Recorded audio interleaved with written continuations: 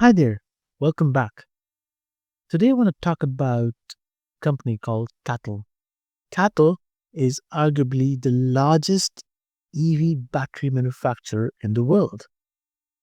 To give you some perspective, CATL holds a 37% share of the global EV market in 2024. One in every three electric vehicles use a CATL battery.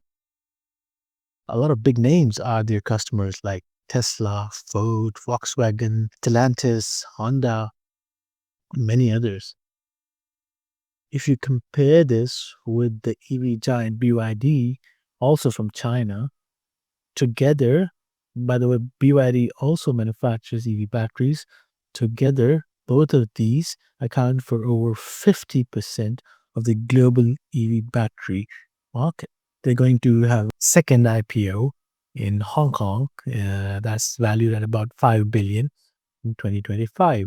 In terms of the exposed to US in 2023, 4% of EV batteries and 35% of energy storage batteries shipped by CATL went to the US. And they're obviously present everywhere in the world, in the US and Europe, Asia, China, and they are a big company. So why am I talking about CATL?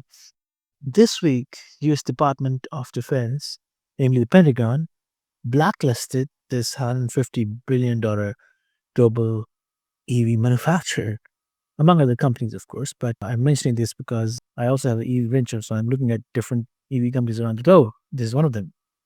So what's going to happen once CATL gets blacklisted?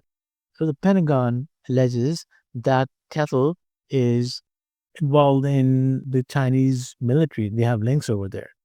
CATL obviously denied these allegations, and they obviously maintain that they might have the technology and they're not involved in any military-related activities at all.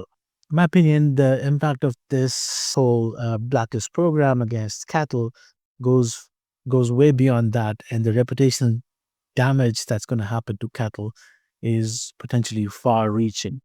As far as the companies who rely on CATL for supplying the critical EV batteries that they need for their own cars and battery storage, this is a big blow because about 12.5% of CATL's revenue came from Tesla. And now Tesla is going to have to look for other companies to supply their EV batteries from, or maybe manufacture them locally, or go to another vendor, or maybe go to a sister company of CATL somewhere else around the world, because Chinese are in Asia, in Africa, in all parts of the world. So they might have to kind of switch strategies, but it's going to be a very tough situation for the EV manufacturers who actually rely on a category. So yeah, that's what's been happening. But here's my point of view at this. So Biden is going home. Donald Trump's coming in a couple of weeks. The closest ally is to Donald Trump is Elon Musk right now in the tech industry. He runs Tesla, largest EV company in the world, in North America at least. And he heavily relies on capital. So what damage could Biden do while going out to these guys, to Trump in a way, was to not only target China, but also do something about Trump and his allies. I think that's what's been happening. Is more of not just geopolitics internationally, but also local politics into play. So yeah, that's all from this one. I hope you enjoyed this and come back and listen to the next episode. Adios, until next time.